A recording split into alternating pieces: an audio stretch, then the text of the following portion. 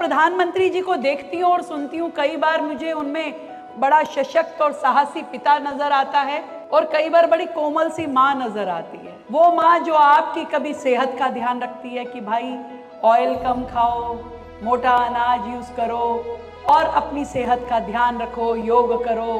हर बार वो आपको, हमें, पूरे देश को संदेश देते हैं। और दूसरी ओर वो हमें सिखाते हैं स्वदेशी से लेकर के हर वो ताकत जो हमें अपने पैरों पे खड़ा होने के लिए बहुत जरूरी है। आत्मनिर्भरता, आत्मविश्वास के लिए जरूरी है। पर ये सब वो हमें कह रहे हैं, हम समझ पा रहे हैं? क्या ये नई पौध, नई जनरेशन समझ पा रही है? क्या वो संदेश जो हमारे पास, हमारे दिल तक पहुंचा, हम इन तक पहुंचा पा रहे हैं? ये जो बालक, उसे पता होना चाहिए स्वदेशी क्या है।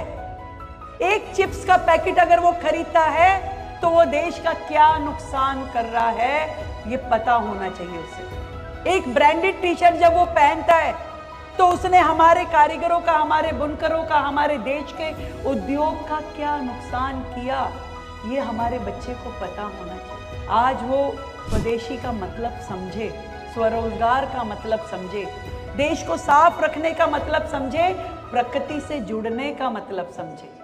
एक एक चीज उसे आज पता हो तो उसे मालूम चले कि अनजाने में भी कहीं उससे प्रकृति का, ना संस्कृति का, ना देश का, ना समाज का नुकसान हो। आज जो आप उसे पढ़ा दोगे, जो आप उसे सिखा दोगे, वो दुनिया को सिखाएगा और आपका नाम लेके सिखाएगा। इतना मैं आपको विश्वास दिलाता। वो कहेगा कि मेरे टीचर ने कहा था, मेरी मैम कहती थी कि वाटर वेस्ट नहीं होना चाहिए।